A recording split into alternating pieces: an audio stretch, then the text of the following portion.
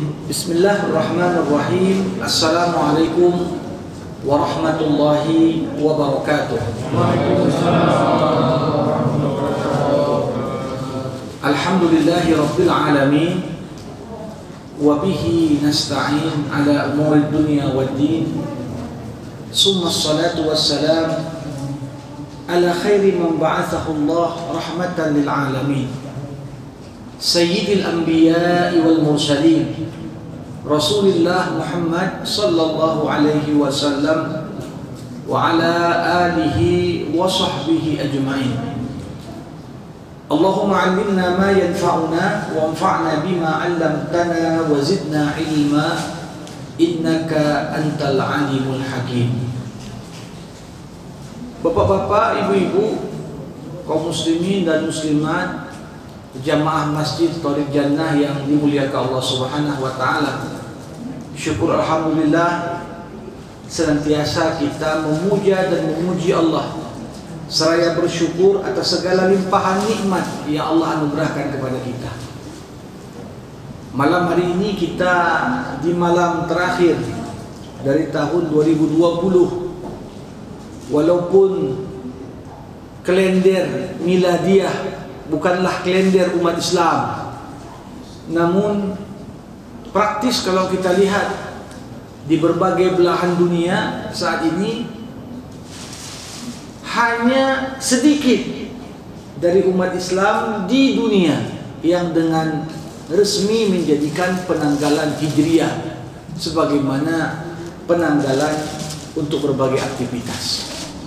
Dan ini tentu saja dalam hal ini kita tidak bermaksud untuk membesarkan atau memuliakan, tapi lebih daripada kita mencoba untuk meresapi dan merenungi bagaimana berjalannya waktu begitu cepat di tengah-tengah kita semua. Bagaimana waktu itu sebagai modal yang begitu penting dalam kehidupan kita. Kalau orang barat mengatakan time is money, ya, waktu itu adalah uang. Kalau dari perspektif Islam jauh lebih dalam daripada itu, karena Islam mengajarkan kepada kita al-waktu huwal hayah. Waktu itu adalah kehidupan. Kalau dari perspektif barat hilang waktu karena waktu dianggap uang, uang mungkin dicari lagi. Tapi dalam pandangan Islam, ketika dikatakan waktu adalah kehidupan, berlalu sebahagian dari usia kita, maka yang sudah berlalu tak dapat balik lagi. Disinilah betapa pentingnya kita semua menyadari pergantian waktu, pergantian tahun, semakin bertambah usia kita, semakin dekat langkah kita untuk kembali dan berjumpa dengan Allah Subhanahu wa taala di yaumil kiamah kelak nantinya. Selawat rangkaikan salam, mari sama-sama kita hadiahkan kepada junjungan alam Rasulullah Muhammad sallallahu alaihi wasallam. Mudah-mudahan dengan terus mengaji, bertambah ilmu agama, kita akan terus menambah rasa cinta kita kepada Rasulullah, dan itulah modal kita. Mudah-mudahan amalan kita yang tak seberapa, tapi cinta kita kepada Rasulullah yang kita pelihara dan kita pupuk, sebagaimana kata Nabi, anta wa man ahbabta fil jannah, kau akan dikumpulkan bersama orang-orang yang kau cintai di surga nanti. Kalau membandingkan ibadah kita dengan ibadah Rasulullah, ya enggak terbanding. Kalau membandingkan produktivitas kita dengan produktivitas Rasulullah, ya enggak ada perbandingan. Tapi satu-satunya yang membuat kita tetap optimis bisa dihimpun dan berkumpul dengan Rasulullah, sebagaimana gembiranya sahabat ketika Nabi Muhammad menyampaikan sabda beliau tersebut di tengah-tengah para sahabatnya. Para hadirin rahimakumullah, memang seyogianya kita mengaji tafsir lanjut dan kita juga mau tadabbur dan muhasabah. Jadi memang kebetulan apa yang akan menjadi materi kita pada malam hari ini, surah yang kalau kita resapi dan kita renungkan, Ini sangat berkaitan erat dengan kondisi dan realita yang sedang kita hadapi saat ini. Surat yang akan kita kupas sekaligus jadi bahan tadabbur kita bersama. Meninggalkan 2020 menyambut 2021 lewat kupasan surah Ghafir, surah urutan ke-40 dalam Al-Quran. Bapak Ibu rahimakumullah, Ghafir artinya Allah Maha Pengampun. Allah Maha Pengampun. Kenapa Allah Maha Pengampun? Karena kita sebagai hambanya tidak bisa lepas dari yang namanya kesalahan dan khilaf. Sekiranya kita sebagai manusia seperti malaikat, kita nggak pernah melanggar instruksi Allah, kita tidak pernah bermaksiat kepada Allah, maka tidak akan nampak di situ sifat Allah Ghafir. Allah Maha Mengampuni. Kapan baru nampak maghfirahnya Allah? Ketika kita salah, menyadari akan kesalahan kita, menyadari kelemahan kita, itu yang membuat kita jatuh pada kesalahan dan siap untuk bertekad tak mengulang kesalahan lagi. Itulah esensi tobat. Jadi surat Ghafir, surah yang intinya ingin menggambarkan pada kita manusia tempatnya salah. Dan Allah Subhanahu wa taala senantiasa membuka dirinya untuk menyambut hamba-hambanya yang bersalah apabila kita betul-betul berkomitmen untuk memperbaiki diri dan bertobat kepadanya. Ini yang Allah Subhanahu wa taala sampaikan di awal surah ini. Hamim, tanzilul kitabi minallahil azizil hamim alim ghafiriz zambi. Allah adalah pengampun dosa-dosa kita. Para hadirin rahimakumullah, selain sering dinamakan dengan nama Ghafir, surah ini juga memiliki beberapa nama. Termasuklah surah ini dinamakan dengan surah Al-Mu'min. Kalau kita lihat cetakan Quran kita, kadang-kadang surah ini dinamakan surah Ghafir, tapi pada cetakan lain disebut namanya surah Mu'min. Surahnya sama, namanya saja beragam. Kalau disebut dengan surah Ghafir, rujukannya adalah awal dari ayat ketiga, Ghafiriz Zambi. Maka dinamakanlah surah itu surat Ghafir. Kalau disebut surah Mu'min, karena di dalam surah ini ada satu kisah, dan kisah ini bisa jadi bahan muhasabah kita pada malam hari ini. Bercerita tentang mukmin ali Fir'aun. Di tengah-tengah cerita tentang Fir'aun, sosok diktator, sosok yang begitu sombong, sosok yang begitu durhaka kepada Allah, ternyata di ring satu Fir'aun mampu menyusup orang-orang baik, orang-orang yang beriman, orang yang berbeda, tidak menjadikan Fir'aun sebagai Tuhannya, tapi bisa sampai ke ring satu Fir'aun. Dan posisi mereka di ring satu itu, mereka kerahkan dan manfaatkan kedudukan mereka untuk menasihati penguasa dengan argumentasi dan hujah yang benar.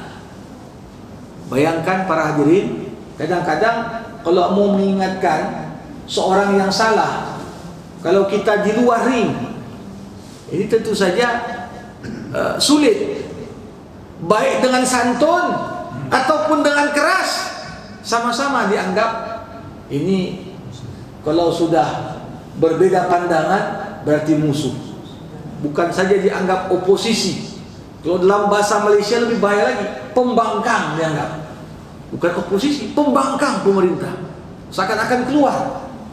Tapi surah Al-Mu'min ini menggambarkan pada kita cara mengingatkan penguasa itu ada yang di luar ring, ada yang di dalam ring.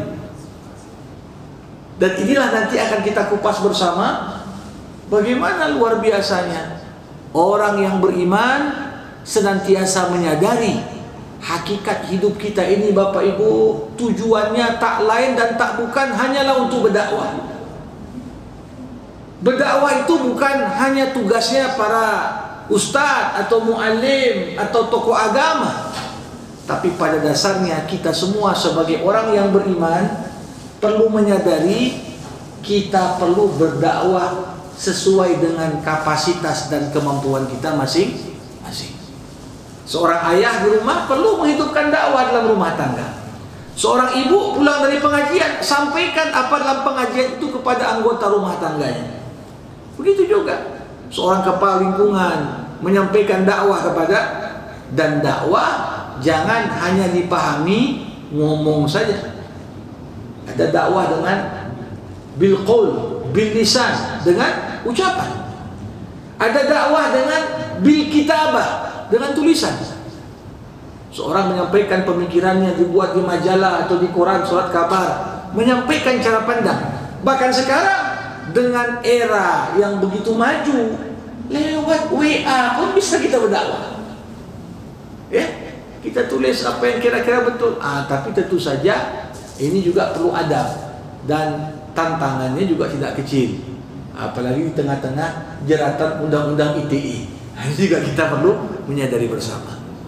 Para hadirin, jadi hidup kita itu bernilai kapan? Ketika kita menjadi pendakwah sesuai dengan kapasitas kita masing-masing.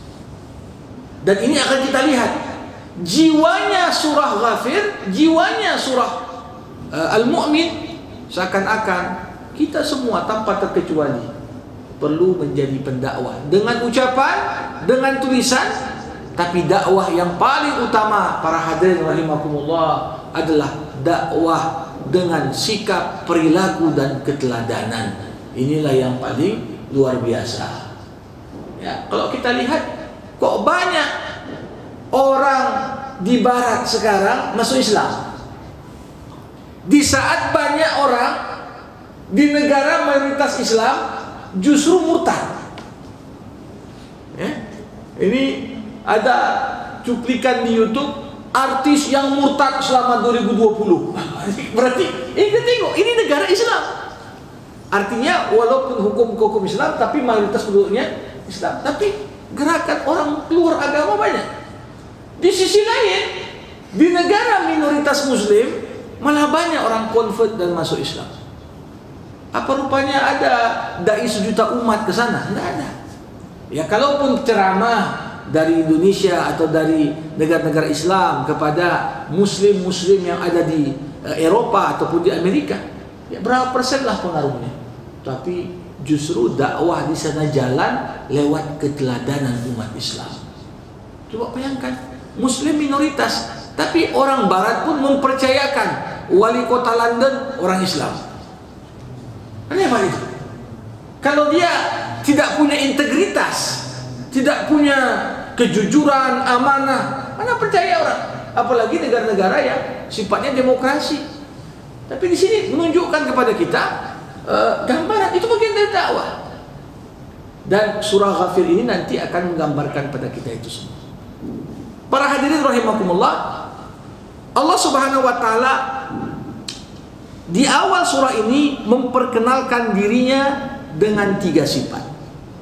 Pertama, ghafiriz zambi, qabilit taubi, syadidil iqab.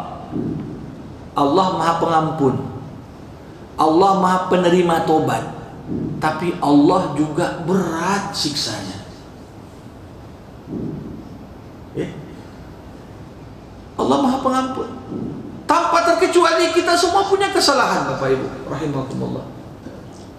Bahkan Allah menghendaki hambanya itu untuk salah. Dalam sebuah hadis qudsi dikatakan, "Lau lam tuznibu la zahaballahu bikum wa ya'ti biqaumin yuznibun summa yastaghfirun fayaghfirullahu lahum."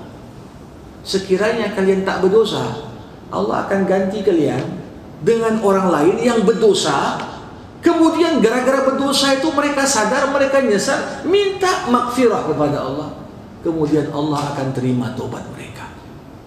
Allah, ini gambaran. 2020 kalau kita renungkan diri kita masing-masing, kira-kira dengan 2019, 2018, 2000 sebelumnya, dalam konteks pribadi kita masing-masing, sudahkah kita jadi seorang mukmin yang lebih baik atau sebaliknya? Kalau kita hitung-hitung bertambah usia kita, apakah dosa kita makin bertambah atau makin berkurang?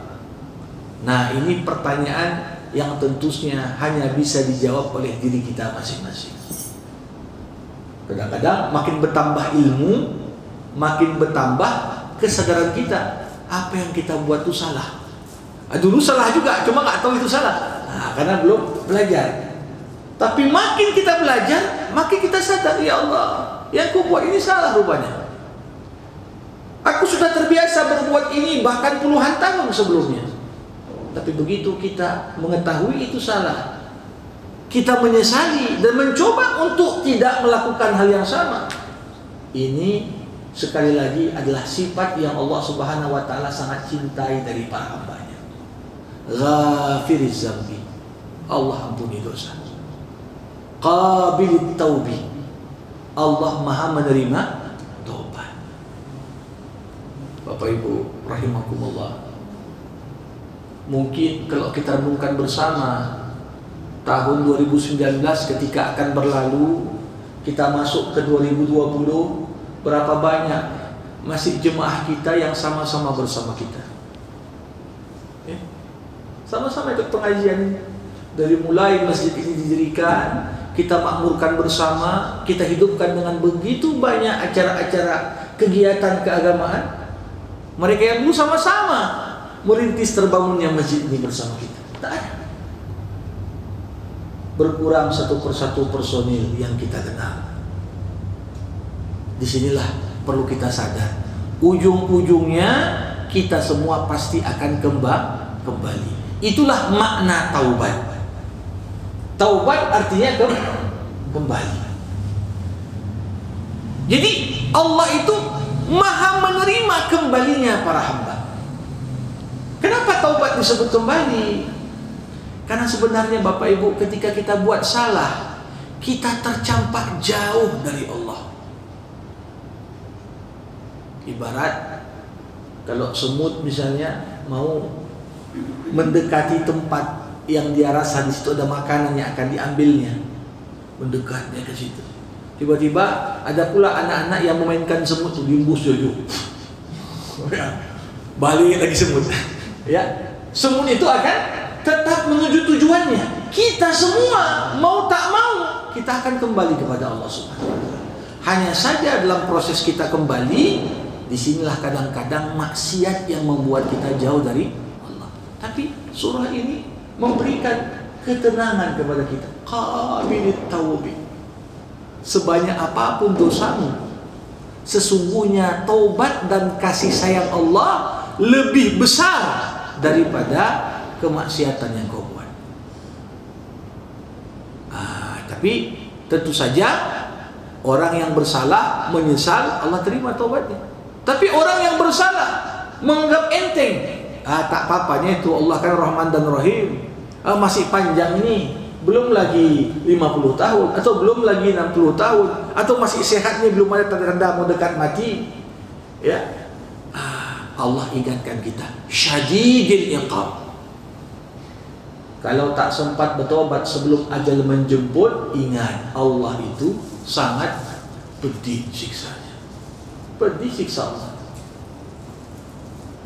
Jadi ini menggambarkan kepada kita, kita tinggalkan 2020, masuk 2021, tetap dua sayap yang harus kita punya. Pertama, sayap raja. Allah itu ghafiriz zambi qabilit taubi. Kita harus berpikir positif. Ya Allah, Kaulah yang maha mengampuni dosa dan Kaulah yang maha menerima taubat. Dengan berpikir positif, maka seberat apapun masalah bisa kita hadapi dengan tenang. Tapi kita nggak mungkin terbang dengan satu sayap. Sayap yang kedua juga kita sangat butuhkan. Apa itu? Sayap pelecut dan penyemangat kita untuk tidak mengulang kesalahan yang sama. Syadidil iqab. Ingat, bukan hanya sayap harapan yang perlu untuk kita pupuk, tapi kita juga perlu memupuk sayap rasa takut. Syadidil iqab. Allah siksanya itu pedih. Allah siksanya itu begitu memilukan. Dan Allah Subhanahu wa taala bisa mendatangkan ujian, azab dan cobaan kepada seorang dari celah yang tak disangka-sangkanya. Kita merasa, oh tak mungkin kena siksa Allah dari sisi kesehatan, saya rajin olahraga misalnya. Belum tentu. Oh tak mungkin saya dapat celah disiksa Allah dari sisi jabatan, sekarang jabatan paling tinggi. Belum tentu.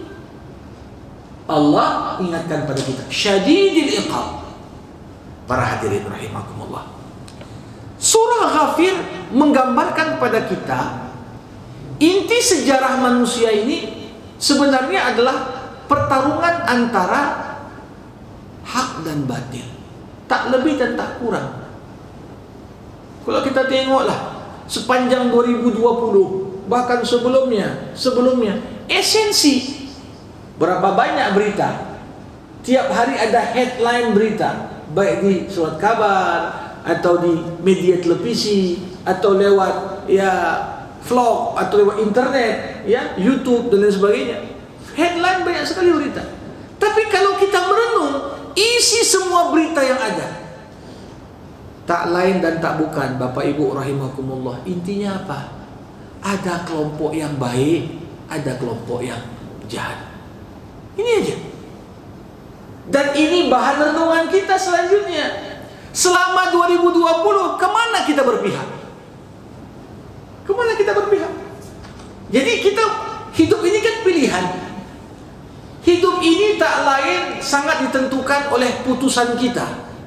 Mau pilih kemana kita? Kalaupun kita berada di tengah-tengah, cari aman. Posisi kita tengah pun, kita mau tak mau dituntut untuk menunjukkan keberpihakanmu kemana. Keberpihakan inilah yang menunjukkan dalam bahasa agama disebut dengan wala dan bara. Wala artinya loyalitas. Kemana kau loyal? Bara artinya melepaskan diri. Dari siapa kita melepaskan diri? Hidup ini luar biasa. Mungkin ada pilihan-pilihan dalam hidup yang kita nggak sulit untuk kita putuskan. Besok mau makan apa, lauk apa, hari raya mau pakai baju yang mana, ini pilihan. Tapi pilihan hidup yang dituntut kita tak boleh salah memilih, Bapak Ibu rahimakumullah. Di saat dihadapkan pilihan itu terkait dengan konteks agama dan keyakinan, agama dan keyakinan, inilah hal-hal yang berkaitan pilihan yang sulit. Ada pilihan abu-abu pun tak apa-apa, mau hitam, putih, merah, hijau silahkan. Tapi ada hal-hal yang di situ hanya dua. Inna hadainahu sabila imma syakiran wa imma kafura. Kami paparkan di depan manusia dua pilihan. Apa dia mau jadi orang yang pandai bersyukur atau dia mau jadi orang yang kufur kepada Allah. Itu aja. Jadi di sini Allah Subhanahu wa taala gambarkan kepada kita, kazzabat qablahum qaum nuhin wal ahzabu min ba'dihim wa hammat kullu ummatin bi rasulihim liya'khudhuhu wajadalu bil batil liyudhidu bihil haqq fa akhadhathum fa kaifa kana iqab. Allah ceritakan umat-umat terdahulu sebelum kita. Ada kaum Nabi Nuh, mereka memilih untuk mendustakan Nuh. Mereka memilih untuk memperolok Nabi Nuh yang bangun kapal di tengah daratan yang tak terbayang daratan itu akan penuh dengan air. Setiap kali Nuh bangun kapal dia ejek, Nuh dah gila ini. Setelah itu apa? Datanglah kaumnya Nabi Saleh, datanglah kaumnya Nabi Hud, datanglah kaumnya Nabi Syuaib, datanglah kaumnya Nabi. Begitu banyak para Nabi dan Rasul Dan kalau kita lihat, mayoritas orang justru milih untuk apa? Perangi para nabi itu, bunuh mereka, padamkan cahaya risalah yang mereka bawa. Nah, kalau dihitung-hitung antara yang mendustakan dan yang beriman, ya tentu jumlah yang mendustakan lebih banyak. Dan ini harus jadi gambaran bagi kita. Nah, umat Islam di Indonesia banyak, 85% katanya Muslim.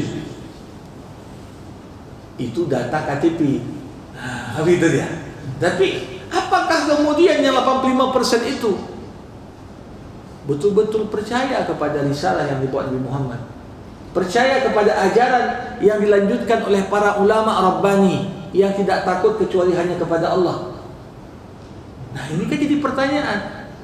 Loh, kita lihat dalam kondisi sekarang ini, justru di negara yang notabene mayoritas Muslim banyak, tapi kok justru narasi-narasi Islam, fobia, itu justru yang mencuat tengah-tengah kita. Nah, ini salah satu. Kalau kita lihat, Allah Subhanahu wa taala mengingatkan di sini, wajadalu bil batil liyudhidu bil haq. Kebanyakan orang akan mencoba untuk menutupi kebenaran dan menampakkan kebatilan. Tapi fa'akhazathum fakaifa kana iqab. Walaupun mereka tampak di atas, tampak kuat, tetapi yang dicatat dalam sejarah adalah akhir dari pertarungan antara yang benar dan salah itu. Ya, kalau ibaratnya ada 15 ronde, ya kena pukul berapa kali di ronde ke-13, nggak apa-apa. Yang penting di ronde 15 dia tahukan. Nah, begitulah gambaran sebenarnya pertarungan antara yang hak dan batil. Untuk itu, orang yang beriman jangan kemudian mereka kehilangan kepercayaan diri. Mana janji Allah? Mana janji Rasul? Orang Islam banyak kok, tapi kok kemudian mereka tersudutkan? Di sini yang Allah gambarkan. Fakaifa kana iqab. Perhatikan gimana kemudian Allah dengan begitu bijaksana bisa turunkan hukuman untuk kelompok yang tampak menang di awal itu. Kaumnya Nabi Nuh ketika mengejek-ngejek Nuh, nampak seperti menang. Kaumnya Nabi Saleh, ya, yang ketika mereka menyembelih unta yang jadi mujizat Nabi Saleh, dengan penuh kesombongan dan durhaka, cobalah turunkan mana ajar Tuhanmu, nantang dia. Begitu juga kaum Nabi Syuaib, ketika Syuaib mengingatkan, jangan curang kalau berdagang, tapi justru mereka melecehkan Syuaib. Yang kami tengok pengikutmu orang miskin semua, Syuaib. Itu jawaban kaumnya. Walaupun kemudian tampak mereka seperti di atas, tapi Allah tunjukkan fakaifa kana iqab. Nah, ini bagian dari evaluasi keimanan yang perlu untuk kita hadapi. Ya, tak sejauh-jauh kemarin salah satu berita yang cukup hangat, salah satu ormas Islam yang sebenarnya kalau kita lihat banyak hati umat Islam ya menganggap ormas inilah harapan. Tapi ketika kemudian tampak, wah, lini masa baik di media cetak atau bahkan di media online, ya, rame-rame mengatakan, oh ini keberhasilan luar biasa. Bahkan kita akan lihat nanti gambaran pada kisah Nabi Musa dan Fir'aun. Ada potret yang begitu luar biasa relevansinya kalau kita coba kaitkan dengan kondisi yang terjadi pada masa-masa kemudian. Para hadirin rahimakumullah, di surah Ghafir ini walaupun Allah banyak bercerita tentang Nabi dan kaumnya dari umat-umat terdahulu, tapi yang paling menarik adalah mulai dari ayat 23 hingga ayat-ayat berikutnya Allah mengajak kita untuk bertadabbur, mengingat sunnatullah yang berlaku dalam kehidupan. Apa itu? Itulah pertarungan yang hak dan batil. Walaupun kadang-kadang yang hak itu tampak hampir kalah, tapi di ujungnya kemudian Allah menunjukkan tanda kebesarannya. Walaqad arsalna Musa biayatina wa sultanin mubin ila fir'auna wa hamana wa qarun faqalu sahirun kazzab. Sungguh kami telah utus Musa membawa tanda-tanda kebesaran kami dan bukti yang nyata. Kemana diutus Musa? Ila fir'aun wa haman wa qarun. Tidak ada nabi yang menghadapi musuh lebih berat daripada apa yang dihadapi Nabi Musa. Karena Musa itu diutus menghadapi segitiga kejahatan. Dan segitiga kejahatan ini akan ada di setiap zaman. Mau di mana tempatnya, mau kapan waktunya, segitiga kejahatan ini akan saling berkolaborasi satu dengan yang lain untuk tujuan yang sama, mempertahankan status quo. Siapa itu? Fir'aun. Fir'aun adalah potret pemimpin yang diktator. Tak mau terima kritik sedikit pun. Yang kedua, wa Haman. Haman adalah menteri segala urusan. Politikus pragmatis. Semua yang dibutuhkan Fir'aun dalam urusan politik serahkan sama Haman. Bahkan Haman adalah pimpinan proyek dalam pembangunan piramid yang sampai sekarang masih bertahan, dan menjadi bagian dari keajaiban dunia. Kita menganggap piramid itu kuburannya para Fir'aun dan Raja Mesir waktu itu. Tapi di surah Ghafir digambarkan ternyata piramida yang dibangun itu adalah tangga yang diperintahkan oleh Fir'aun kepada Haman untuk dibangun sehingga dia bisa mengintip Tuhannya Musa. Dan nanti kita akan lihat. Kemudian yang ketiga, wa Qarun. Jadi ada Fir'aun, ada Haman, ada yang ketiga, Qarun. Qarun adalah sosok bisnismen korup dan pragmatis yang mencoba memfasilitasi apapun yang dibutuhkan penguasa lewat jejaring bisnisnya diamankan demi untuk dapat proyek demi proyek. Apa yang mereka lakukan? Kompak. Fir'aun, Haman, Qarun sama-sama ngomong, wa qalu sahirun kazzab. Semuanya dengan kompak mengatakan Musa itu penyihir, Musa itu penipu. Ayat ini menggambarkan Bapak Ibu rahimakumullah, Fir'aun, Haman, Qarun ini menguasai media massa. Tidak ada koran kecuali di dalamnya mengatakan Musa penipu, Musa penyihir. Kalau zaman dulu ada internet, maka internet itu mengatakan Musa penipu, Musa penyihir. Artinya semua lini media dikuasai oleh mereka. Tapi apa yang dikatakan? Falamma ja'ahum bil haqqi min indina qalu qtulu abna alladzina amanu ma'ah wastahyu nisa'ahum wama kaidul kafirina illa fi dhalal. Allah. Ketika Musa datang ke tengah-tengah masyarakat untuk menyampaikan yang benar, kompak kembali Fir'aun, Haman, dan Qarun. Ketiganya yang merasa kepentingan mereka terancam dengan datangnya Musa. Apa kata mereka? Uqtulu abna allazina aman.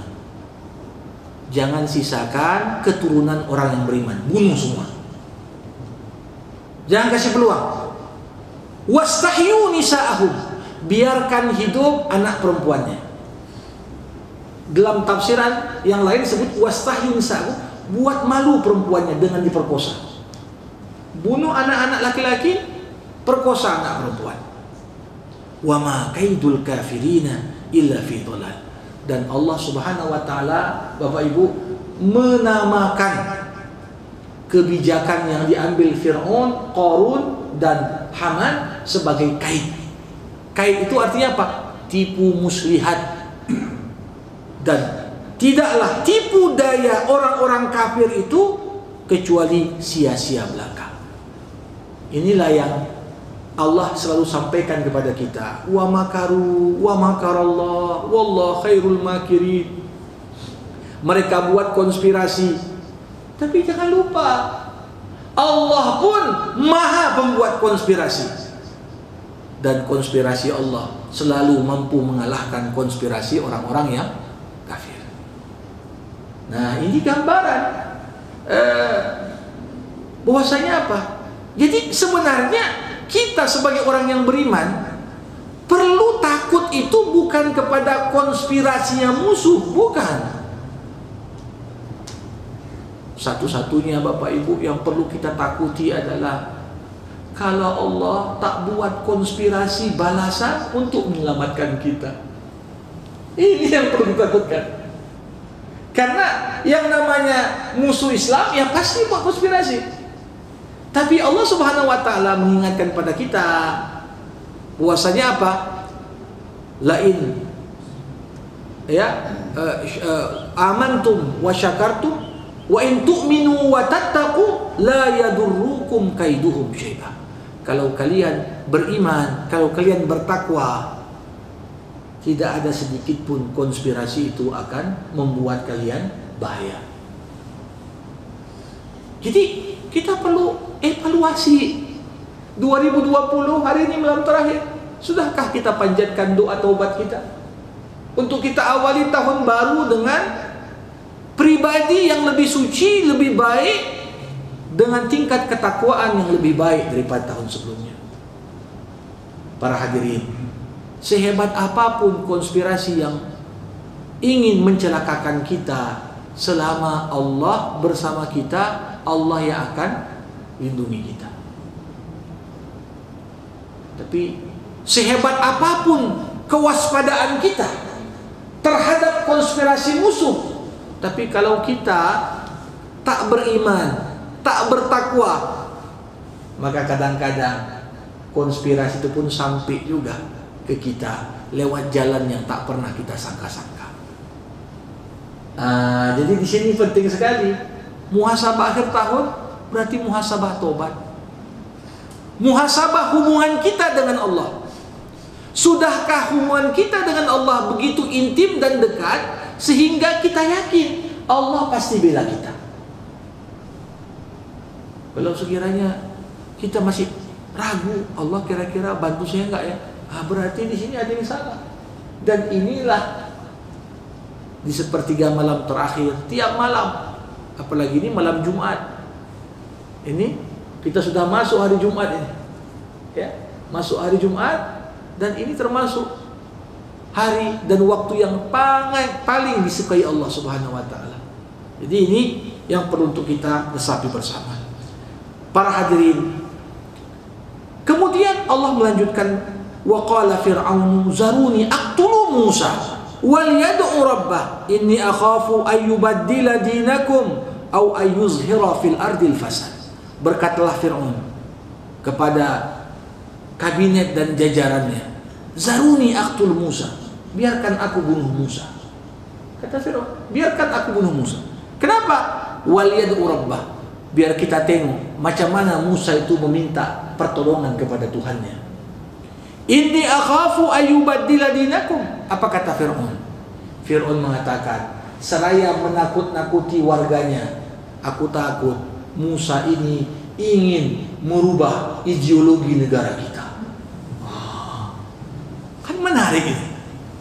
Jadi selalu seorang diktator itu untuk mempertahankan kekuasaannya nakut-nakuti rakyatnya dari kelompok tertentu yang ingin merubah ideologi negara. Dan itu sudah dimulai oleh Fir'aun. Fir'aun ngomong di depan media, hati-hati, Musa mau merubah negara kita. Hati-hati, Musa merubah negara kita. Sehingga tertanamlah di alam bawah sadar rakyat Mesir, Musa itu musuh negara nomor satu. Para hadirin, tak cukup sampai di situ. Au ayyuzhira fil ardil fasad.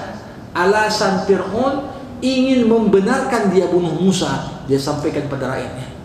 Selain ingin merubah ideologi negara, Musa pun ingin membuat kerusakan di muka bumi. Para hadirin, inilah yang digambarkan Nabi Muhammad SAW. Akan datang suatu zaman di mana kebenaran itu akan jadi kebatilan. Yang ma'ruf jadi mungkar, yang mungkar jadi ma'ruf. Sahabat bertanya, mungkin nggak itu Rasulullah? Mungkin.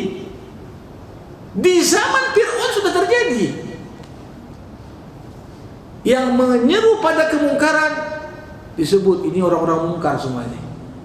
Yang menyeru kepada kemungkaran, ya, ini dianggap sebagai sesuatu yang baik dan ma'ruf.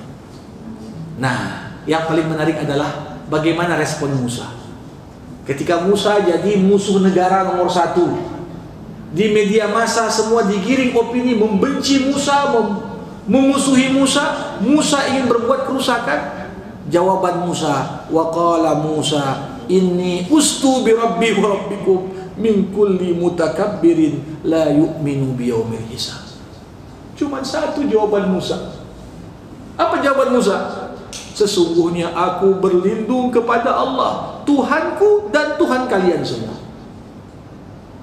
dari segala pihak yang sombong, yang tak beriman kepada hari pembalasan. Jadi ingin digambarkan Musa, kok berani kali Fir'aun seperti itu? Karena memang dia nggak percaya ada hari akhirat. Ketiadaan iman kepada hari akhirat inilah yang membuat seseorang itu tertanam benih-benih seakan-akan hidup dunia ini segala-galanya. Sehingga bunuh orang aman aja, itu nggak ada. Selama kekuasaan di tangan, nggak akan ada yang akan menuntut. Tapi kalau orang yakin ada namanya pengadilan yang maha adil di akhirat kelak, walaupun kekuasaan di tangan dia, tetap rasa takut, rasa bersalah itu akan menghantui yang bersangkutan. Maka jawaban Musa jadi cocok sekali. Aku berlindung pada Allah. Kepada siapa lagi minta tolong? Nggak ada. Dan disinilah para hadirin nampak jalan dakwah di zaman Musa itu kenapa? Ada yang berdakwah di luar ring, ada yang berdakwah di dalam ring. Dan ini perlu jadi pembelajaran bagi kita semua di setiap zaman. Ada orang perlu di luar ring, tunjukkan bahwasanya yang hak itu harus diperjuangkan. Tapi ada juga yang menyisip dan menyusup, sehingga bisa menjadi orang-orang terdekat dari Fir'aun. Dan kedekatan itu bukan hanya untuk proyek, kedekatan yang dimanfaatkan untuk memperjuangkan kebenaran. Di sini yang Allah katakan, wa qala rajulun mu'minun min ali fir'aun yaktumu imana. Berkatalah seseorang yang beriman di ring satu Fir'aun yang menyembunyikan keimanannya. Jadi kenapa bisa masuk ring satu? Karena dia nggak menampakkan keimanannya.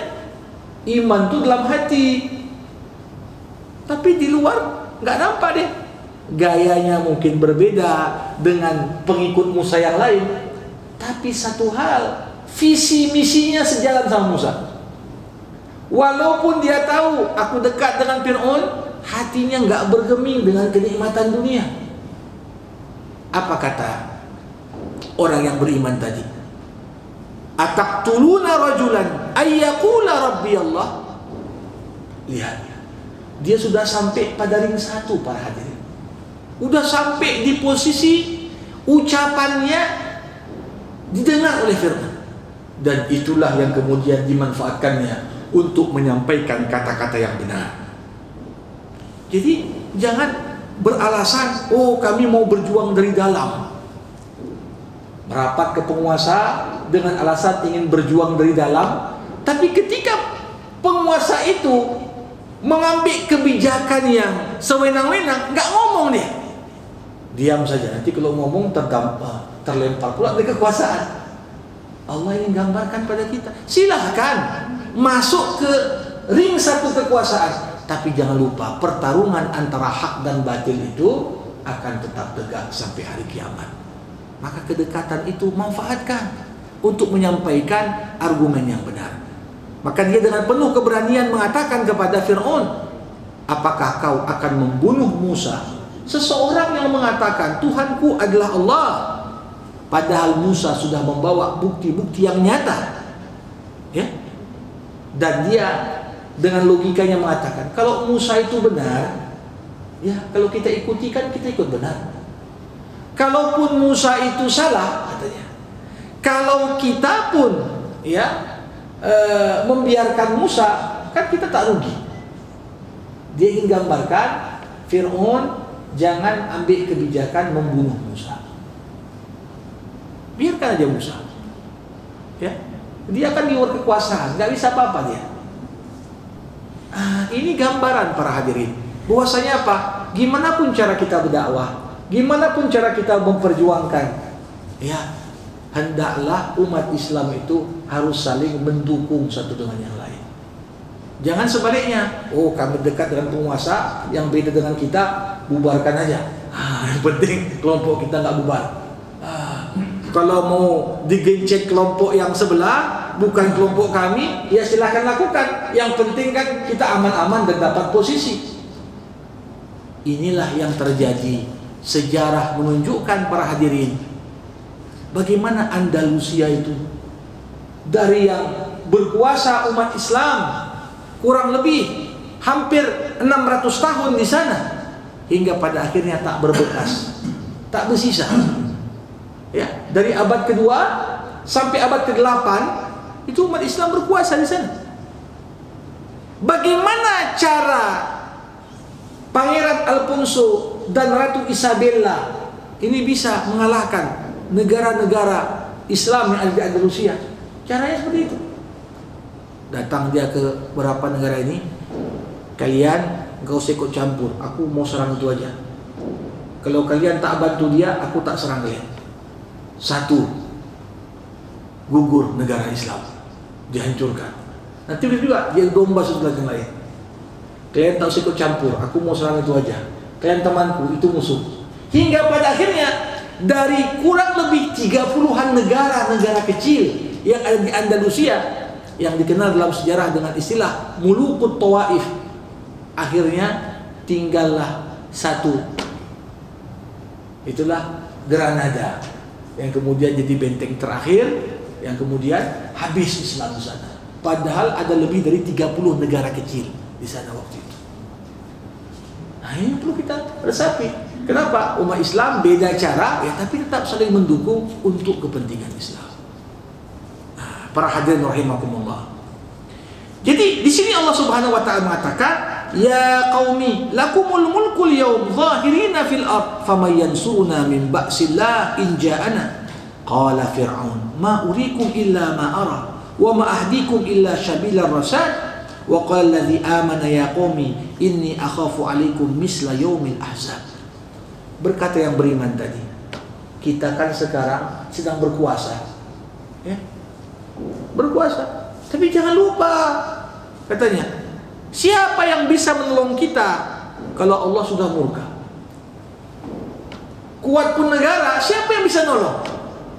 Satu negara untuk tidak rubuh dan hancur, kalau Allah sudah buat keputusan hancurkan negara itu. Ada. Jadi di sini renungan kita bersama para hadirin. Tapi apa yang terjadi? Kesombongan Fir'aun itu yang membuat dia lupa daratan. Fir'aun berkata, yang benar adalah pandanganku. Nah, inilah artinya seorang penguasa yang sudah tertutup mata hatinya menganggap semua masukan, semua kritikan berbeda dengan pandangan dia, semuanya salah.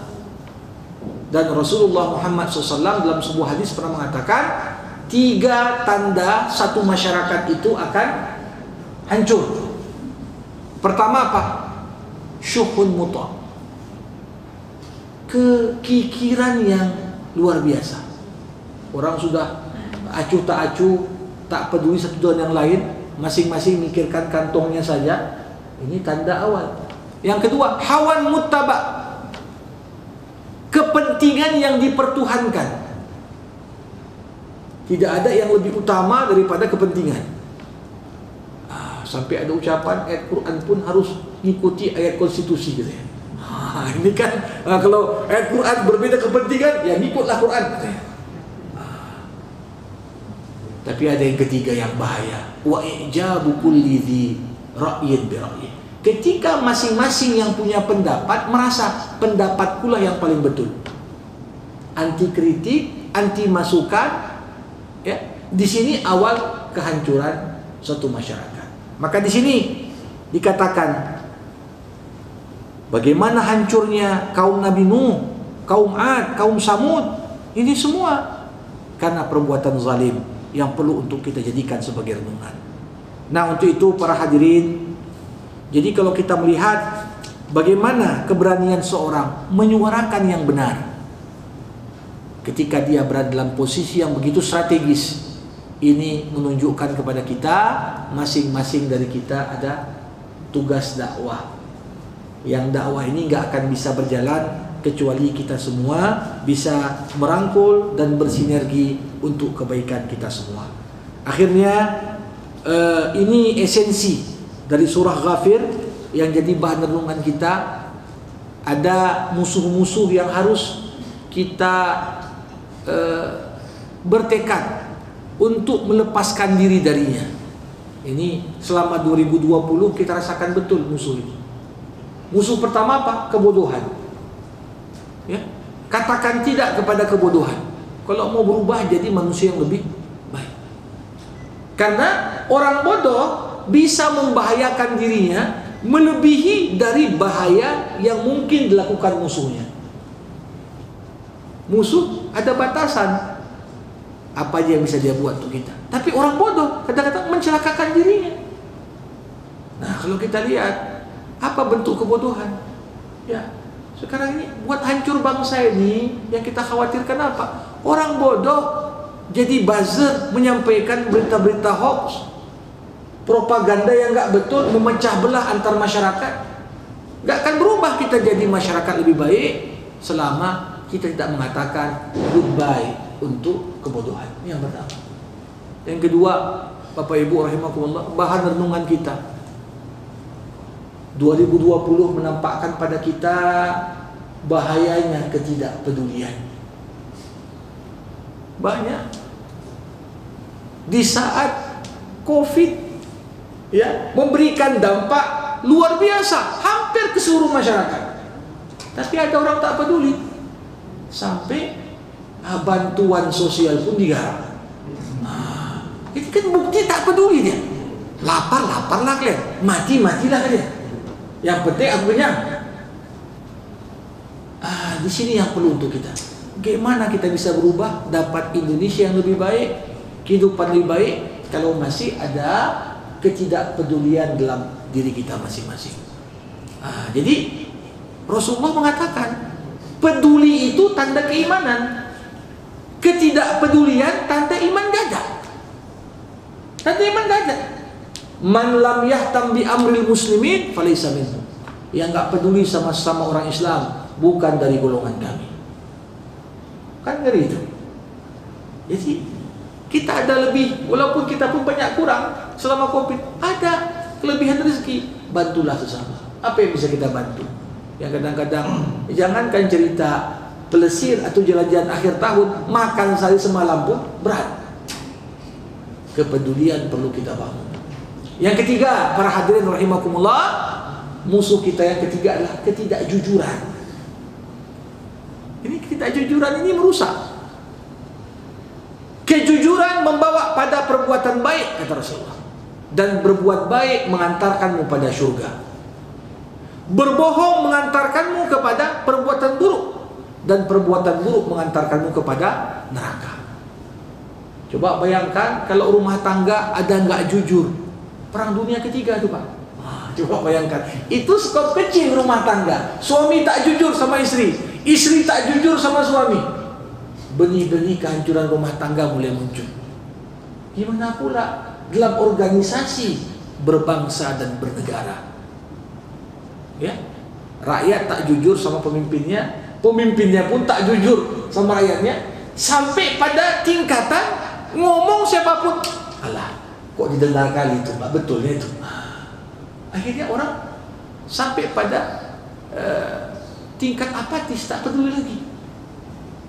Kalau kita lihat bercermin kepada ya tingkat partisipasi orang, pilkada Medan saja, yang menang adalah golput. Lebih dari 50% orang tak nyoblos. Artinya apa? Sudah orang merasa nggak jujurnya itu. Ini yang bahaya sekali. Kalau kita renungkan bersama apa yang jadi imbas untuk kita semua. Dan yang terakhir sebagai penutup, musuh kita bersama adalah ketidakadilan. Ya, ketidakadilan. Ya, orang tua aja nggak adil sama anak, itu jadi benih perpecahan. Coba bayangkan, Nabi Yakub adil sama anaknya, tapi anaknya menganggap ayah kami lebih sayang sama Yusuf daripada kami. Gara-gara mereka merasa nggak diadili, yang terjadi apa? Yusuf jadi korban konspirasi. Ya. Kalau kita tengok ini makin penutup tahun kok udah ada deklarasi OPM, negara Papua Merdeka, dan tak tahu kemungkinan muncul deklarasi-deklarasi yang lain. Nah, ini kenapa? Benihnya ujung-ujungnya adalah ketidakadilan. Maka dari itu, adil dimulai dari diri kita masing-masing. Menilai orang seadil-adilnya. Jangan karena kebencian kita kepada orang itu kita anggap semuanya dia buruk. Terlalu cinta bahaya, membuat kita tak objektif menilai. Terlalu benci bahaya juga, membuat kita menganggap orang tersebut gak ada baiknya. Keadilan dalam distribusi, keadilan bersosial, berekonomi, itu semua bagian dari ya PR kita semua. Mudah-mudahan jamaah Masjid Thoriq Jannah ya, kita semua bisa memupuk ukhuwah Islamiyah yang makin solid, makin kuat, dan sama-sama kita berpastabiqul khairat, menjemput segala kebaikan-kebaikan yang terbuka di hadapan kita semua sepanjang 2021 yang akan datang. Ini yang dapat saya sampaikan sebagai pengantar. Lebih dan kurang saya mohon maaf. Wabillahil hidayatu wat taufiq. Wassalamualaikum warahmatullahi wabarakatuh.